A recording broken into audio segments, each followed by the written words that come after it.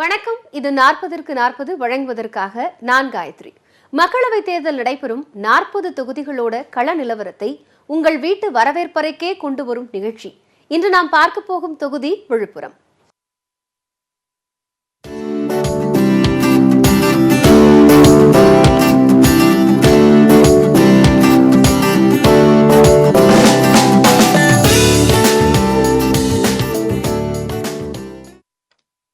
நாட்டின் பின்தங்கிய மாவட்டங்களில் ஒன்று விழுப்புரம் மாவட்டம். இந்த தொகுதியில் விவசாயம் பிரதான தொழிலாக இருக்கும் நிலையில் கரும்பும் நெல் சாகுபடியும் அதிகமாக காணப்படுகிறது. தென்பண்ணை ஆற்று நீரால் பெரும்பாலான இடங்களில் பாசனம் நடக்கிறது. விவசாயம் சார்ந்த துணை தொழில்களும் உண்டு. ஆனால் சொல்லிக் கொள்ளும் வகையில் தொழிற்சாலைகள் இங்கு கிடையாது. இந்த தொகுதியில் ஒரு தொழிற்பேட்டை கூட இல்லை. அதனால் படித்தவர்களும் படிக்காதவர்களும் பெரும்பாலும் சென்னை, பெங்களூரு உள்ளிட்ட நகரங்களுக்கு பணி நிமித்தமாக இடம்பெயர்கின்றனர். சென்னை மாகாணத்தின் முதலமைச்சரான ஓமந்தூர் ராமசாமி ரெட்டியாரின் சொந்த ஊரான ஓமந்தூர் இந்த தொகுதியில் தான் இருக்கிறது. திண்டிவனம், வானூர், விழுப்புரம், விக்கிரவாண்டி, திருக்கோயிலூர், உளுந்தூர்பேட்டை என 6 சட்டமன்ற தொகுதிகளை உள்ளடக்கியது இந்த மக்களவை தொகுதி. இதில் திமுகவும் அதிமுகவும் தலா 3 தொகுதிகளை கையில் வைத்துள்ளன. சட்டத்துறை அமைச்சர் சி.வி. சண்முகம் விழுப்புரம் தொகுதியின் எம்எல்ஏவாக உள்ளார். 14,27,874 வாக்காளர்கள் வாக்களிக்க காத்திருக்கிறார்கள். விழுப்புரத்திற்கு கடந்த 2008ஆம் ஆண்டு வரை தனி தொகுதி இல்லை. 2008இல் திண்டிவனம் தொகுதி மறுசீரமைப்புக்கு பின் விழுப்புரம் தொகுதியாக மாற்றப்பட்டது. அப்போது நடந்த தேர்தலில் அதிமுகவின் எம். ஆனந்த் வெற்றி பெற்றார். கடந்த தேர்தலில் அதிமுக சார்பில் ராஜேந்திரன் களமிறக்கப்பட்டார். திமுக சார்பில் கே. முத்தையன் போட்டியிட்டார். தேமுதிக சார்பில் உமாசங்கரும் காங்கிரஸ் சார்பில் ராணியும் களம் கண்டனர். இந்த தேர்தலில் அதிமுகவின் ராஜேந்திரன் 4,82,704 வாக்குகள் பெற்று வெற்றி பெற்றார். திமுகவின் முத்தையன் 2,89,337 வாக்குகள் பெற்று வெற்றி பெற்றார். தேமுதிக வேட்பாளர் 3ஆம் இடத்தையும் காங்கிரஸ் வேட்பாளர் 4ஆம் இடத்தையும் பிடித்தனர். கரும்பு உற்பத்தியில் தமிழகத்தில் முதலிடத்திலும் நெல் சாகுபடியில் தஞ்சைக்கு அடுத்து 2ஆம் இடத்திலும் உள்ள தொகுதி விழுப்புரம். ஆனால் இங்கு கரும்பு நெல் விவசாயிகள் படும் துயரம் அதிகம். மக்களவை தேர்தலில் இந்த பிரச்சனைகளின் தாக்கம் எப்படி இருக்கும் என்பதை இந்த தொகுப்பில் பார்க்கலாம். விழுப்புரத்தை பொறுத்தவரை பெரும்பாலும் விவசாயத்தை மட்டுமே நம்பியிருக்கக்கூடிய ஒரு பகுதி. இங்கே அதிக அளவுக்கு கரும்பு உற்பத்தியும் நெற்சாகுபடியும் செய்யப்படுது. கரும்பு உற்பத்தியில் தமிழகத்திலேயே முதலிடத்துலையும் நெற்சாகுபடியில் தஞ்சைக்கு அடுத்து 2ஆவது இடத்துலையும் இந்த விழுப்புரம் இருக்குது. ஒவ்வொரு ஆண்டும் இந்த பயிர்களுடைய விளைச்சலை பொறுத்து தான் இந்த மக்களோட வாழ்வாதாரம் கணிக்கப்படுது. விழுப்புரம் தொகுதியில் ஆண்டுக்கு ஆண்டு கரும்பு நெல் சாகுபடியின் பரப்பளவு குறைந்து கொண்டே போகிறது. கரும்புக்கு சர்க்கரை ஆலைகள் தர வேண்டிய நிலுவைத் தொகை, தண்ணீர் பஞ்சம், கடன் வழங்குவதில் சிக்கல் போன்ற பிரச்சனைகளால் விளையாத தரிசு நிலங்களின் பரப்பளவு அதிகரித்து வருகிறது. கரும்பு விவசாயிகளுக்கு நியாயமாக கிடைக்க வேண்டிய டன் ஒன்றுக்கு 4,000 ரூபா கிடைக்கல. மத்திய சர்க்கார் அறிவிச்சிருக்கிற அந்த குறைஞ்சபட்ச விலை 2,650 பல தனியார் ஆட்களை என்னை வரைக்கும் கொடுக்கல. மாநில சர்க்கார் அறிவிச்சிருக்கிற ஆதரவு விலையும் கூட கடந்த 5 ஆண்டுகளாக குறிப்பாக தனியார் சர்க்கரை ஆலைகள் எதுவும் கொடுக்கல. விவசாயத்திற்கு வங்கிகள் கடன் தருவதாக சொன்னாலும் நடைமுறை அப்படி இல்லை என்கிறார்கள் விவசாயிகள். இன்றைக்கு குறைந்த வட்டியில் விவசாயிகளுக்கு கடன் கிடைக்கிற ஏற்பாடு தான் இல்லை இன்றைக்கி. ஆனால் அரசாங்கம் ஏதோ கூட்டுறவு வங்கியில், தேசியமயமாக்கப்பட்ட வங்கியில் கூடுதலாக கடன் கொடுக்குறலாம் சொல்லிகிட்டு இருக்கிறாங்க. அதெல்லாம் வெறும் அறிவிப்போடு தான் நிற்கிறதே தவிர விவசாயிகளுக்கு கிடைக்கிற ஏற்பாடு என்பது கிடையாது. இதையெல்லாம் தாண்டி விவசாயி கடன் வாங்கினால் அதிலும் பாதி தொகைதான் கிடைக்கிறது என கூறுகிறார்கள் நெல் விவசாயிகள். 2,700 தராங்க. இது பத்த மாட்டேது. நாங்கள் 2 ஏக்கர் நிலம் பயிர் வச்சுக்கிறோம். கரும்பு தான் போட்டுக்கிறோம். நீர் மட்டம் கம்மியாகுது. பசங்களுக்கு ஸ்கூலுக்கு கூட ஃபீஸ் கட்ட முடியல. எங்களுக்கும் சாப்பாடு கஷ்டமாக இருக்குது. இதில் கரும்புக்கு 2,700 ரூபா தராங்க. இன்னும் ஒரு 1000 ரூபாய் சேர்த்து கொடுத்தாங்கன்னா நல்லாயிருக்கும். லோன் போட்டால் ஒழுங்காக தரமாட்டுறாங்க. அதில் கொஞ்சம் கொஞ்சமாக எடுத்துடுறாங்க. பங்கு பணம்னு கொஞ்சம் எடுத்துடுறாங்க. அது டெபாசிட் அது கொஞ்சம் எடுத்துடுறாங்க. இன்சூரன்ஸ் பண்ண சொல்கிறாங்க. அது உரக்கடைக்கு கொஞ்சம் கொடுத்துட்றாங்க. அவங்க உரக்கடைக்கு போனால் அவங்க கொஞ்சம் வித்துட்டு அவங்க கொஞ்சம் எடுத்துக்கிறாங்க. நாங்கள் குறிப்பிட்ட விலையை நிர்ணயம் பண்ணுறதில்ல கவர்மெண்ட்டு. அவங்க சொல்கிற விலை தான் நாங்கள் நெல்லை போட்டு ஆகணும். அந்த செலவு வேணால் வந்து பூமிக்கு செலவு பண்ணுறதும் லேபர் பிரச்சனை, இன்னும் உரம் செலவு, இன்னும் மருந்து செலவு எல்லாம் சேர்த்து போனால் எங்களுக்கு கட்டுப்படி கிடையாது. தண்ணி வந்து பிரச்சனை. அதுவும் போக இந்த 2வது அப்படியே தேவை தண்ணி வந்து விவசாயம் பண்ணாலும் பன்னீர் தொழிலாம் நிறையா அதிகம். ஒரு ஏக்கரை ஒரு ராத்திரிலே அழிச்சிடும். விவசாயமும் நிலத்தடி நீரும் பாதிக்கப்படுவதில் தென்பெண்ணை ஆற்றில் நடக்கும் மணல் கொள்ளைக்கும் முக்கிய பங்கு இருக்கிறது என்கிறார்கள் விவசாயிகள். விழுப்புரம் மக்களோட முக்கிய நீராதாரமாக இருக்கிறது தென்பெண்ணை ஆறு. இந்த தென்பெண்ணை ஆற்றின் குறுக்கே விழுப்புரத்தில் கட்டப்பட்டிருக்கக்கூடிய தடுப்பணையில தான் இப்போ நாம் நின்றுட்டு இருக்கோம். ஒரு சொட்டு தண்ணி கூட இல்லாமல் இந்த தென்பெண்ணை பாலைவனம் போல காட்சியடிச்சிட்டு இருக்கு. இதனை பயன்படுத்தி இந்த தென்பெண்ணை ஆற்றுப்படுகையில் அதிக அளவுக்கு மணல் கொள்ளையடிக்கப்படுது. இதனால கிட்டத்தட்ட 1500 அடிக்கும் கீழே நிலத்தடி நீர் மட்டும் போயிடுச்சு. ஒருபுறம் விவசாயம், மறுபுறம் குடி தண்ணீர்னு தண்ணி இல்லாம மக்கள் திண்டாடும் நிலைக்கு தள்ளப்பட்டிருக்காங்க. இதேபோல் நூற்றாண்டுகள் பழமை வாய்ந்த நந்தன் கால்வாயை முழுமையாக தூர்வாரினால் மட்டுமே விவசாயம் மீண்டும் செழிக்கும், தண்ணீர் தட்டுப்பாடு நீங்கும், நிலத்தடி நீர் வளம் பெறும் என்பது இப்பகுதி வாக்காளர்களின் நம்பிக்கை. அந்த நந்தன் கால்வாய் புனரமைப்புக்கு சரியாக அது பயன்படுத்தலை. அந்த நந்தன் கால்வாய் புனரமைப்பு என்பது பேருக்கு ஏற்பாடு பண்ணி அதில் பெரிய அளவு கொள்ளை நடந்தது என்பதுதான் உண்மை. ஆனால் உண்மையிலே அந்த நந்தன் கால்வாய் பயன்பட்டிருக்கும் என்று சொன்னால் அந்த பனமலைப்பேட்டை அனந்தபுரம் பகுதியில் ஒரு குறைஞ்சபட்சம் ஒரு 10,000 ஹெக்டேராவது பயன்பாட்டுக்கு வந்திருக்கும். செய்யாறு பெண்ணையாறு நதிகளை இணைக்க கிட்டத்தட்ட 250 கோடி ரூபாய் ஒதுக்கப்பட்டுள்ள நிலையில மத்திய அரசு கிட்ட இருந்து அனுமதி கிடைக்காததால அந்த திட்டம் காத்திருப்புல இருக்கு. எதிர்வரும் நாடாளுமன்ற தேர்தலில் நந்தன் கால்வாய் திட்டத்தை செயல்படுத்தி இந்த கால்வாயில தண்ணீர் கொண்டு வரணுன்றது இந்த மக்களோட பிரதான கோரிக்கையா இருக்க போகுது. ஒளிப்பதிவாளர் மனோவுடன் நான் நந்தா, நியூஸ் 18 தமிழ்நாடு. பெண்கள் விரும்பி அணியும் தங்க அணிகலன்கள் செய்யும் பொற்கொள்ளர்களை அதிகம் கொண்ட தொகுதி விழுப்புரம். தங்க வேலை செய்தாலும் தங்கள் வாழ்வாதாரம் மேம்படவில்லை என வருத்தம் தெரிவிக்கிறார்கள் தங்க நகை தொழிலாளர்கள். இவர்களின் கோரிக்கைகள் தேர்தலில் எதிரொலிக்குமா? இந்த தொகுப்பில் பார்க்கலாம். இந்தியாவில் தங்க நகை உற்பத்தி செய்யக்கூடிய மிகப்பெரிய 5 கேந்திரங்கள்ல விழுப்புரமும் ஒன்று. தமிழகத்தை பொறுத்தவரை கோவைக்கு அடுத்தபடியா 2வது இடத்துல இருக்கிறது இந்த விழுப்புரம் தான். இங்க கிட்டத்தட்ட 17,000 தொழிலாளர்கள் இந்த தொழிலை நம்பியிருக்காங்க. கிட்டத்தட்ட ஒரு மாதத்துக்கு 45 டன் தங்க நகை இந்த விழுப்புரத்துல மட்டும் உற்பத்தி செய்யப்படுது. இவர்கள் தயாரிக்கும் நகைகள் இந்தியா முழுவதும் மட்டுமின்றி பிற நாடுகளுக்கும் ஏற்றுமதியாகின்றன. 2000 ஆண்டு வரை நகை தயாரிப்பிற்கான கூலி மற்றும் சேதாரம் ஆகியவை வருமானமாக கிடைத்தன. ஆனால் தற்போது சேதாரம் மட்டுமே வருமானமாக கிடைக்கிறது என்கிறார்கள் இவர்கள். நான் வெளியூர்லேருந்து புதுப்பேட்டையிலேருந்து விழுப்புரம் வந்தேங்க. 21 வயசில் வந்தேன். இப்போ 67 வயசு ஆகுது. அப்போ நான் கூலி வாங்கி செய்தேன். கூலி டப்ஸுக்கு கூலி 100 ரூபா கொடுப்பாங்க, அட்டிக்கு 300 ரூபா கொடுப்பாங்க, ஆரத்துக்கு 500 ரூபா கொடுப்பாங்க அப்பத்து கூலி. இப்போ கூலி இல்லாத செய்ய சொல்கிறாங்க கடையில்.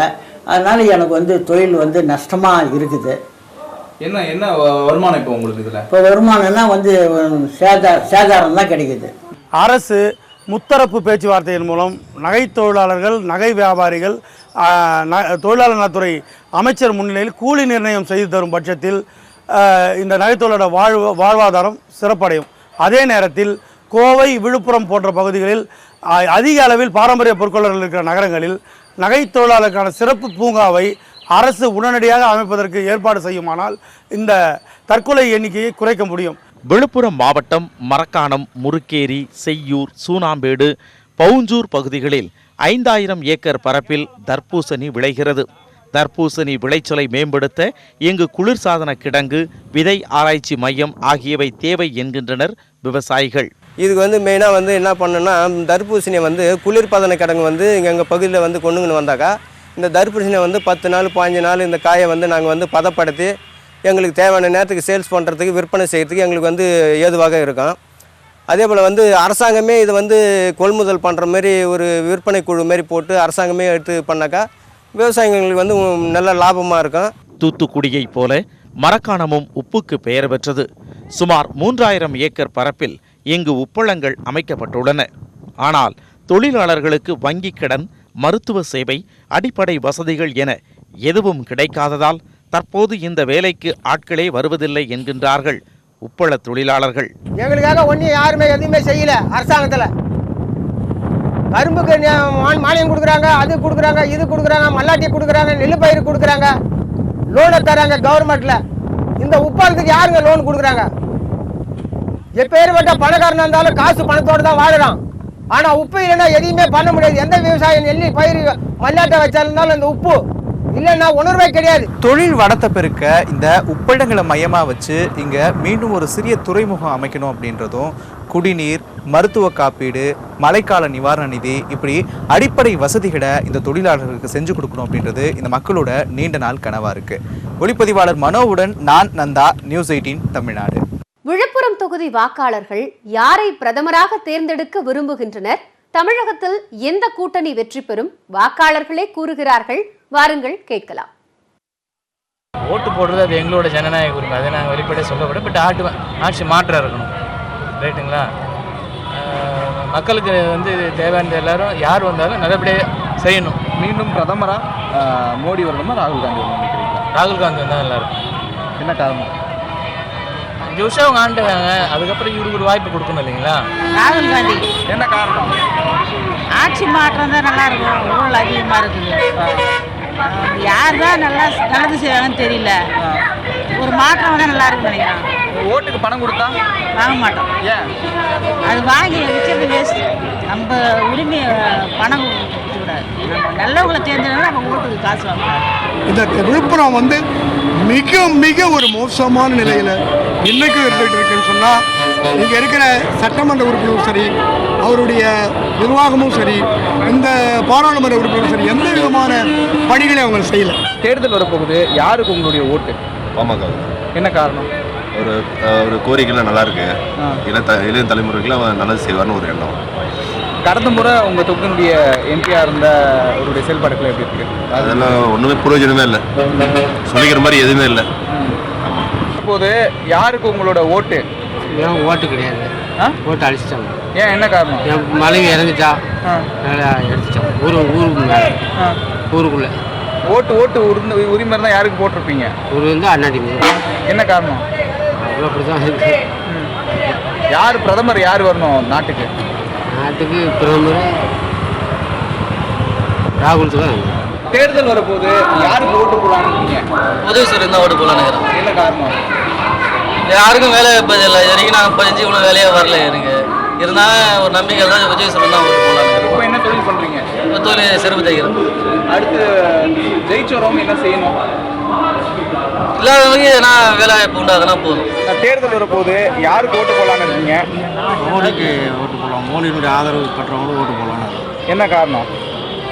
இது வரைக்கும் அவங்க வந்தது எங்களுக்கு நல்லதாக இருக்கிற மாதிரி தான் இருக்கு வழி. அவங்களுக்கு ஒன்றும் ஒரு இதுவாக தெரில. இந்த பணமதிப்பு இழப்பு நீக்கம் அதனால ஒன்றும் பாதிப்பு ஒன்றும் அதிகமாக ஒன்றும் தெரில எங்களுக்காக. யார் இப்போ நாங்கள் மிடில் கிளாஸாக இருக்கிறதுனால எங்களுக்கு அந்த பணமதிப்பு பாதிப்பு பெருசாக பாதிக்கல. யாருக்கு ஓட்டு போட போகிறீங்க? நான் ஃபர்ஸ்ட் டைம் ஓட்டு போட போகிறேன். அதனால பிஎம்கே தான் போடுவேன். என்ன காரணம்? அது தெரியாது, எனக்கு சின்ன வயசுலேருந்தே பிடிக்கும். அடுத்து ஜெயிச்சு வரவங்க என்னெல்லாம் செய்யணும்னு நினைக்கிறீங்க? ஜெயிச்சு வரவங்க அவங்களுக்கு இருப்பாங்க.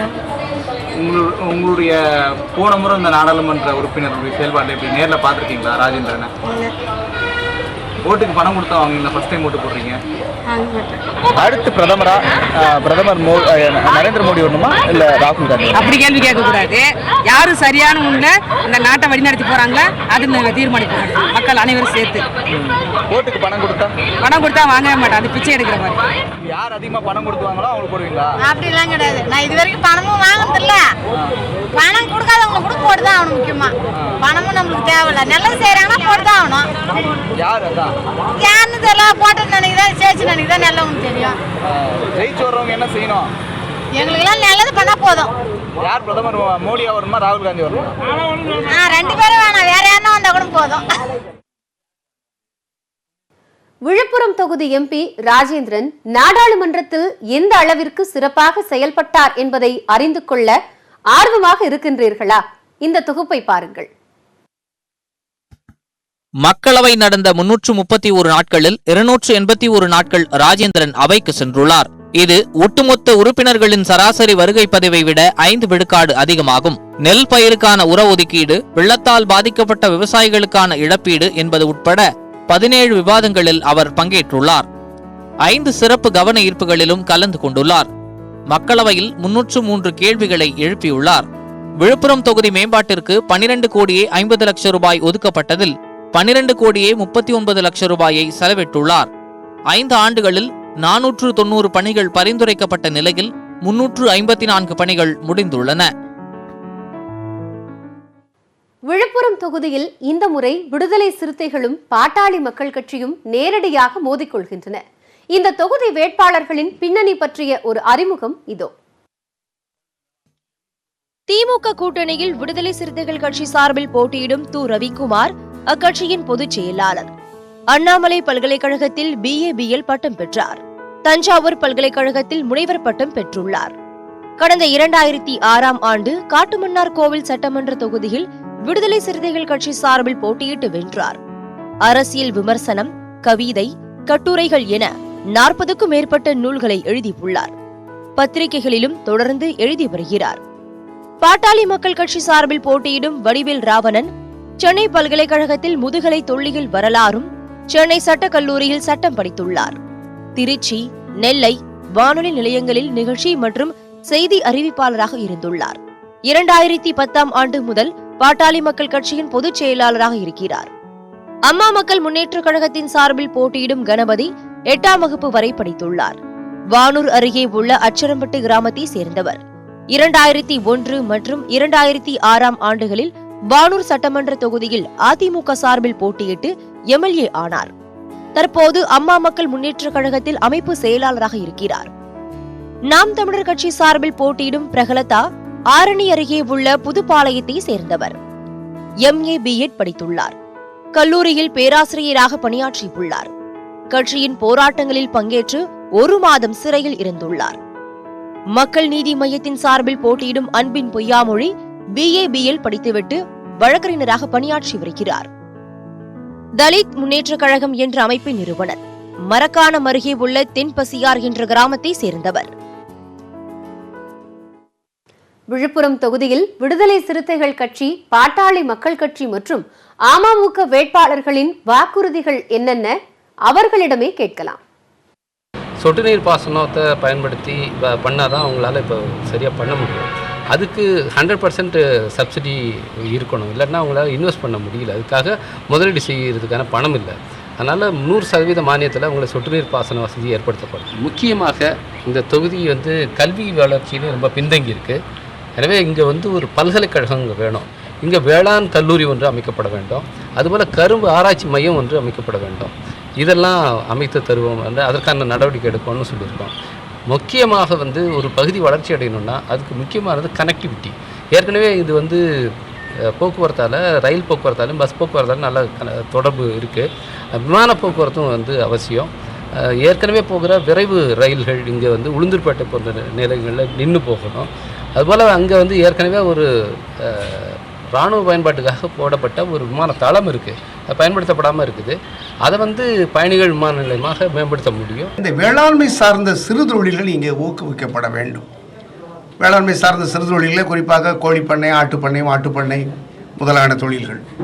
அப்புறம் பெருந்தொழில்கள் இந்த தொகுதியிலே இல்லை. அது சிப்காட் போன்ற வளாகங்களை, தொழில் வளாகங்களை ஏற்படுத்தி ஆயிரக்கணக்கான இளைஞர்களுக்கு வேலைவாய்ப்பு அளிப்பதன் மூலமும் மக்களுடைய வாழ்வாதாரத்தை பெருக்க முடியும்.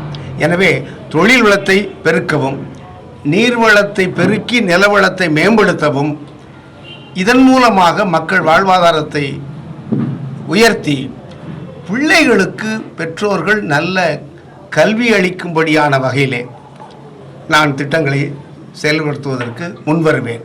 நான் தேர்ந்தெடுக்கப்பட்டு பாராளுமன்றம் சென்றால் முதலாக விழுப்புரத்தினுடைய தேவைகள் அனைத்தையும் பெறுவதற்கு என்னாலான அத்துணை முயற்சிகளையும் மேற்கொள்வேன். விழுப்புரத்திலே அருங்காட்சியகம் ஒன்று அமைத்து தர வேண்டும் என்றும், உளுந்தூர்பேட்டையிலே விரைவு ரயில் அங்கே நின்று செல்ல வேண்டும் என்று கோரிக்கை வைத்து உள்ளார்கள். அதே போன்று வானூரிலே ஒரு கலைக்கல்லூரி ரொம்ப காலமாக கேட்டுக்கொண்டிருக்கிறார்கள். அந்த கலைக்கல்லூரியும் அமைத்து தருவேன் என்று சொல்லியிருக்கிறேன். மரக்காணத்திலே ஒரு மீன்பிடி துறைமுகம், அதிகமாக மீனவர்கள் வாழக்கூடிய இடம். திண்டிவனம் டு உளுந்தூர்பேட்டை வரையிலான தேசிய நெடுஞ்சாலையில் விபத்துகளை குறைக்க தேவையான இடங்களில் மேம்பாலம் அமைத்து தருவேன் என்று சொல்லியிருக்கின்றேன்.